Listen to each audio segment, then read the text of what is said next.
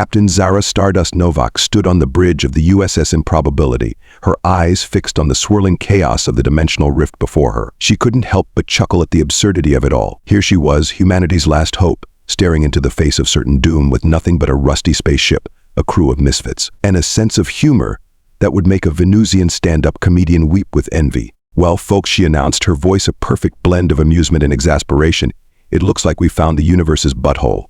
Any volunteers to be the cosmic suppository?" Her first officer, a lanky Martian named Grixtplek or Greg, as the humans called him because, let's face it, no one could pronounce that without spraining their tongue, let out a sound that was half laugh, half gurgle. "Captain, I believe the correct term is wormhole, not butthole." Zara rolled her eyes so hard she nearly saw the back of her skull. "Thank you, Greg. Your grasp of astrophysics continues to astound me. Now, would you kindly inform our esteemed crew that we're about to boldly go where no sane being has gone before?" As Greg fumbled with the ship's intercom, Zara turned to her science officer, Dr. Aki Boom Boom Tanaka, who was furiously tapping away at her console. "Doc, please tell me you've got good news. Or at least news that won't make me want to jettison myself into that cosmic sphincter." Aki looked up, her eyes wide with a mixture of excitement and terror. "Captain, the readings are, well, they're absolutely bonkers. It's like someone took the laws of physics, put them in a blender, and hit puree." "Fantastic," Zara deadpanned. "Just what I always wanted, a smoothie made of quantum mechanics and shattered dreams. Any chance we can fly through this thing without becoming space spaghetti?" Before Aki could respond, the ship's AI, affectionately named Dave, distinctly annoying virtual entity, chimed in. "Actually, Captain, the likelihood of our molecular structure being stretched into spaghetti-like strands is only 37.2%. However, the chance of being turned into cosmic ravioli is a solid 62.8%. Zara pinched the bridge of her nose. "Dave, I swear to all that is holy, if you don't shut your virtual pie hole, I will find your main processor and use it as a doorstop." "I'm sorry, Dave.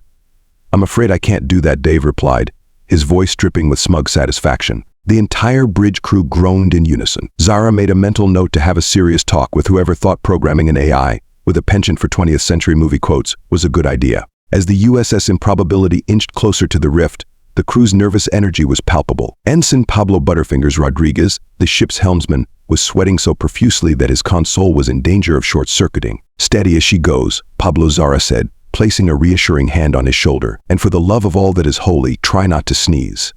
The last thing we need is to enter a transdimensional rift sideways because you've got the sniffles." Pablo nodded, his knuckles white as he gripped the controls. "Aye, Captain.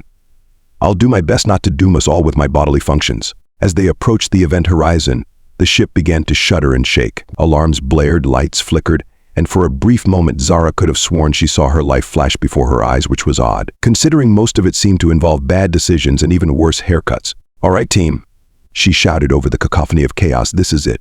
We're about to make history or become a cautionary tale for future space cadets. Either way, it's been an honor serving with you all.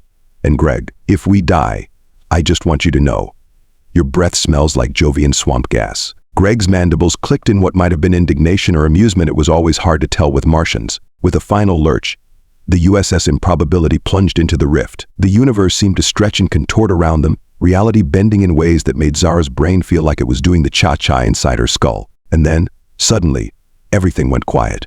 Zara blinked, half expecting to find herself standing at the pearly gates, or more likely, given her track record, somewhere significantly warmer and less pearly. Instead, she found herself and her crew staring at, well, nothing. Literally nothing. The view screen showed an endless expanse of white. No stars, no planets, no swirling cosmic energy. Just white. "Well," Zara said, breaking the stunned silence, "I guess we found the universe's blank canvas. Any artists in the crew want to take a crack at improving it?" Aki's console suddenly came to life, beeping and whirring like a demented coffee maker. "Captain, I'm getting some strange readings.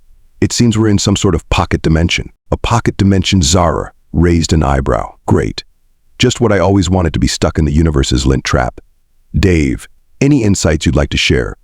Preferably something useful and not a quote from the Matrix." Dave's voice filled the bridge, sounding unusually thoughtful. "It appears we have entered a realm where the very fabric of reality is malleable. Our thoughts and desires may have the power to shape our surroundings." Zara blinked.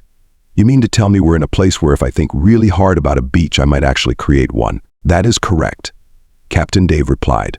A mischievous grin spread across Zara's face. "Oh, this is going to be fun. Crew, I want you all to think happy thoughts. And for the love of all that is holy, Pablo, don't think about spiders. The last thing we need is giant arachnids crawling all over our nice blank universe." Pablo gulped audibly. As the crew concentrated, the white void around them began to shimmer and change. Colors swirled into existence, taking shape and form. Within minutes, they found themselves floating above a lush alien landscape that looked like a cross between a Dr. Seuss book and a fever dream. Purple trees with orange leaves dotted the landscape, their branches swaying in a non-existent breeze. Rivers of what appeared to be liquid crystal flowed between rolling hills of shimmering grass. In the distance, mountains that defied the laws of gravity twisted into impossible shapes, their peaks disappearing into cotton candy clouds. "Well," Zara said, taking in the bizarre scenery, "I guess this answers the age-old question of what happens when you let a bunch of sleep-deprived, caffeine-addicted space jockeys redecorate reality. It's like Lisa Frank threw up all over the universe." Greg's antennae twitched in confusion. "Captain, I do not understand. Who is this Lisa Frank, and why would her regurgitation result in such a vibrant landscape?" Zara patted him on the back. "Never mind, Greg. It's an Earth thing. Just be glad we didn't end up in someone's nightmare. Although," she added, eyeing a nearby tree that seemed to be singing opera, "I'm not entirely sure we haven't." As the crew marveled at their new surroundings, Aki's console began beeping again. "Captain, I'm detecting some sort of energy signature. It's like nothing I've ever seen before." Of course it isn't, Zara sighed, because God forbid we have a nice, relaxing vacation in our pocket dimension without some mysterious energy deciding to crash the party. "All right, where's it coming from?" Aki pointed to a structure that had materialized on the horizon of the colossal, spiraling tower that seemed to be made of pure light. "There, Captain. The energy readings are off the charts." Zara squinted at the tower, then turned to her crew with a grin that was equal parts excitement and resignation. "Well, folks, you know what they say, when in Rome, do as the Romans do. And when in a pocket dimension created by your own subconscious, go investigate the giant, potentially deadly light tower. Pablo, take us in.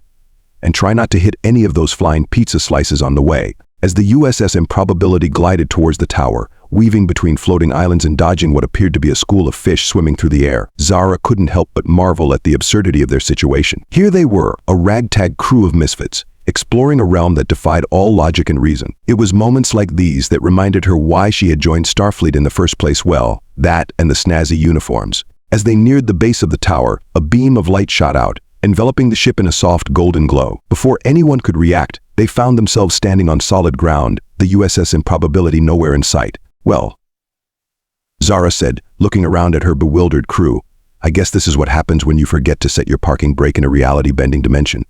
Everyone still have all their limbs. Greg, you've still got all 7 of your hearts, right?" Greg patted himself down, his mandibles clicking in relief. "All present and accounted for, Captain. Though I must admit I feel rather tingly." "That's probably just your exoskeleton adjusting to the new reality," Zara reassured him, though she had absolutely no idea if that was true. For all she knew, Greg was about to sprout wings and start singing show tunes. As the crew gathered their wits, a figure began to materialize before them. At first it was just a vague, shimmering outline, but it slowly coalesced into a form that was, well, indescribable. It seemed to shift and change with each passing second, one moment appearing humanoid, the next taking on characteristics of creatures they had never seen before. "Greetings, travelers," the being said, its voice resonating in their minds rather than their ears. "Welcome to the nexus of all realities. I am the curator." Zara stepped forward, her hand instinctively reaching for a phaser that wasn't there. "Hi there, Mr. Sparkly Shapeshifter. I'm Captain Zara Novak of the USS Improbability. We're just passing through, doing a bit of interdimensional sightseeing. Don't suppose you could point us towards the gift shop?" The curator's form rippled, and for a moment, Zara could have sworn it looked amused. Ah, humor. A fascinating defense mechanism employed by beings faced with the incomprehensible. But I'm afraid, Captain Novak, that your journey here is no accident. You and your crew have been chosen. Zara's eyebrows shot up so high they were in danger of leaving orbit. "Chosen? Listen, buddy, the last time someone told me I was chosen, I ended up spending 3 days in a Rigelian swamp wrestling sentient fungi. So you'll forgive me if I'm a little skeptical." The curator's form shifted again, this time taking on a more humanoid appearance. "Your skepticism is understandable but unnecessary. You see, the multiverse is in danger. A great darkness is spreading, consuming entire realities. You and your crew are uniquely positioned to stop it." Zara looked back at her team. Aki was furiously scanning the curator with her tricorder, muttering about impossible energy readings. Pablo was trying very hard not to make eye contact with anyone, probably still worried about accidentally manifesting giant spiders. And Greg was picking something out of his mandibles. "Right," Zara said, turning back to the curator. "And what exactly makes us so special? In case you hadn't noticed, we're not exactly the A-team. More like the oh god, everyone else was busy, so I guess we'll have to do team." The curator's form shimmered, and suddenly Zara found herself looking at herself. But not quite. This version of her stood taller, more confident, with a glint in her eye that spoke of untold adventures and triumphs. "You underestimate yourself," Captain the Curator said with Zara's voice. "In countless realities, versions of you and your crew have faced impossible odds and emerged victorious. You possess a unique combination of skills, intuition, and sheer dumb luck that makes you the perfect candidates for this mission." Zara blinked, trying to process the sight of herself giving herself a pep talk. It was like looking into a mirror, if mirrors showed you a version of yourself that actually had its life together. "Okay, let's say I believe you. What exactly is this great darkness, and how are we supposed to stop it?" The Curator's form shifted again, this time expanding to encompass the entire area around them. Suddenly, they were surrounded by swirling galaxies and nebulae, countless worlds spinning before their eyes. "The darkness is an entity known as the Void Devourer," the Curator explained, its voice echoing from everywhere and nowhere. "It feeds on entire realities, consuming them and leaving nothing but emptiness in its wake. It has already destroyed countless universes, and it grows stronger with each one it consumes." Images flashed before them, vibrant worlds full of life and wonder, suddenly engulfed in an inky blackness that left nothing behind. Zara felt a chill run down her spine, all traces of humor momentarily forgotten. "To stop it," the Curator continued, "you must travel to the heart of the multiverse and activate the cosmic beacon. This will create a reality shockwave that will push back the darkness and seal the boundaries between dimensions, preventing the Void Devourer from spreading further." Zara pinched the bridge of her nose, feeling a headache coming on. "Right. Travel to the heart of the multiverse, activate a cosmic beacon, save all of reality. No pressure or anything. And I don't suppose this cosmic beacon comes with an instruction manual." The Curator's form condensed back into a humanoid shape, this time resembling a mixture of all the crew members. "The knowledge you need will come to you when the time is right. Trust in yourselves and in each other. The fate of all realities rests in your hands." And with that cryptic pronouncement, the Curator vanished, leaving behind a shimmering portal that pulsed with energy. Zara turned to her crew, who were all staring at her with a mixture of awe, confusion, and in Pablo's case, barely contained panic. "Well, folks," she said, clapping her hands together, "looks like we've been volunteered for a multiversal suicide mission. Any objections? No? Great. Let's go save reality, and if we die horribly, at least we'll have one hell of a story to tell at the cosmic bar." With a deep breath and a silent prayer to whatever deities might be listening in this pocket dimension, Zara stepped towards the portal. "Come on, team. We've got a universe to save, or several." I'm a little fuzzy on the details. As they stepped through the portal, reality warped around them once again. Colors swirled and melted, time seemed to stretch and compress, and for a brief, terrifying moment, Zara was pretty sure she could taste the color purple. When the kaleidoscope of madness finally settled, they found themselves, well, somewhere else entirely. The landscape before them defied description, a mishmash of different realities all overlapping and intertwining. In one direction, a lush jungle merged seamlessly into a bustling futuristic escape. In another, an ocean of liquid gold lapped at the shores of a beach made of living crystals. "Well," Zara said, taking in the impossible vista, "I guess this is what happens when you let a cosmic entity play interior decorator." "Aki, any idea where we are? Or when? Or what?" Aki was already scanning their surroundings, her tricorder making sounds that suggested it was either gathering invaluable data or having a nervous breakdown. "Captain, according to these readings, we're everywhere and nowhere simultaneously." Hat suggested it was either gathering invaluable data or having a nervous breakdown. "Captain, according to these readings, we're everywhere and nowhere simultaneously." "Fantastic," Zara muttered. "I always wanted to be everywhere and nowhere. It was on my cosmic bucket list, right after survive a black hole and teach a Vulcan to tap dance." Greg's antennae twitched nervously as he surveyed their surroundings. "Captain, I'm detecting multiple temporal anomalies. It appears we're experiencing several time streams simultaneously." As if to prove his point, a herd of dinosaurs suddenly thundered past them, only to disappear into a shimmering portal that opened up in what looked suspiciously like the back lot of a 1950s movie studio. "Okay, team," Zara said, clapping her hands together. "New rule, nobody touch anything, look at anything too hard, or even think about anything too intensely. The last thing we need is to accidentally erase our own grandparents or turn the universe into a giant bowl of pudding." Pablo raised his hand timidly. Captain, what if we, hypothetically speaking of course, already thought about pudding?" Zara turned to follow Pablo's gaze and groaned. In the distance, a mountain had indeed transformed into what appeared to be the world's largest bowl of chocolate pudding, complete with a whipping. Pablo, Zara sighed. "When we get back to our own reality, assuming there's still a reality to get back, to remind me to sign you up for some intensive mental discipline classes." As they cautiously made their way through the chaotic landscape, dodging temporal shifts and reality bubbles, Ike's tricorder suddenly began beeping frantically. "Captain," she called out, excitement evident in her voice. "I'm picking up a massive energy signature. It matches the frequency the curator mentioned for the cosmic beacon." Zara peered in the direction Aki was pointing. In the distance, atop a mountain that seemed to be made of pure crystal, stood a structure that defied description. It shifted and changed as they watched, one moment a towering spire of light, the next a swirling vortex of energy. "Well, Zara said, a grin spreading across her face. "I guess that's our destination. Unless, of course, it's a trap set by the Void Devourer to lure in unsuspecting heroes and turn them into cosmic chow. But hey, where's the fun without a little risk?" As they began their trek towards the mountain, the very fabric of reality seemed to rebel against their presence. The ground beneath their feet shifted between solid rock, swampy marsh, and at one point what felt suspiciously like jello. The sky above cycled through a dizzying array of colors and patterns, occasionally opening up to reveal glimpses of other worlds and dimensions.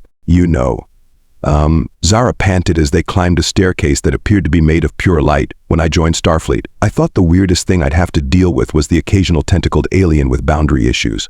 I did not sign up for whatever the hell this is." Greg, who was handling the climb with irritating ease thanks to his Martian physiology, clicked his mandibles in what might have been amusement. "But Captain, is this not the very essence of exploration?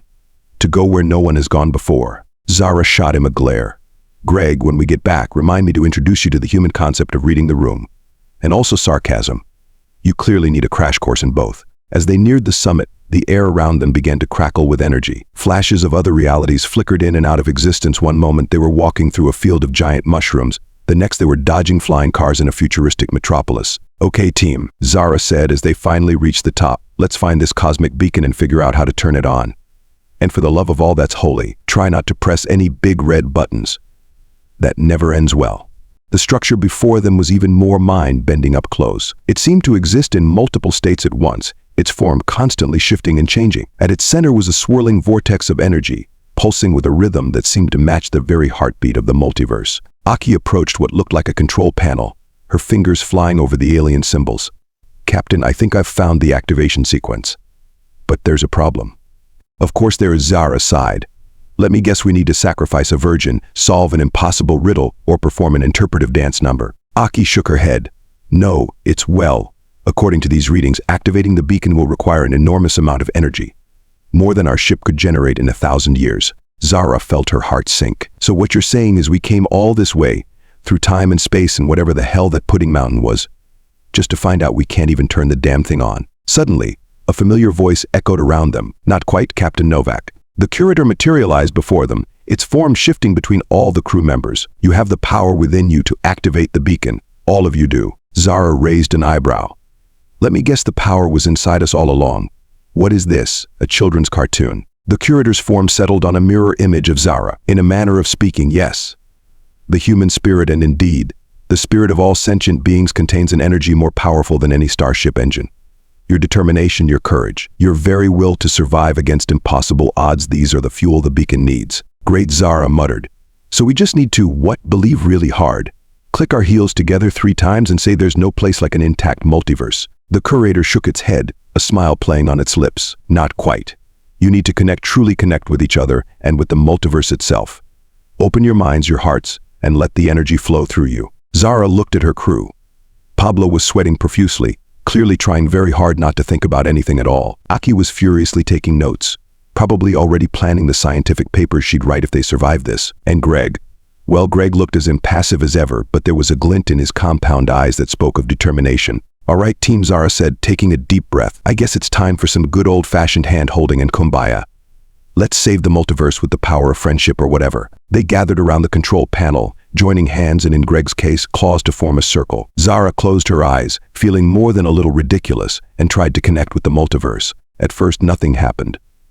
Zara was just about to make a snarky comment about the futility of New Age mumbo-jumbo when suddenly she felt it. A surge of energy, starting as a tingle in her fingertips and quickly growing into a torrent of power that coursed through her entire being. Images flashed through her mind, countless worlds, countless lives, all connected in a vast, intricate web of existence. She saw versions of herself and her crew in 1,000 different realities, some triumphant, some tragic, but all of them fighting, striving, living. And then she saw it, the Void Devourer, a darkness beyond darkness, a hunger beyond hunger, consuming entire universes in its insatiable appetite. But even as terror gripped her heart, she felt something else, a fierce determination, a refusal to give up, to give in. The energy building within them reached a crescendo, and with a sound like the birth of a universe, it exploded outward. The beacon flared to life, a pillar of pure light shooting up into the sky, piercing through the very fabric of reality. Zara opened her eyes to see reality itself seeming to bend and warp around them. The light from the beacon spread out in a shockwave, pushing back the encroaching darkness,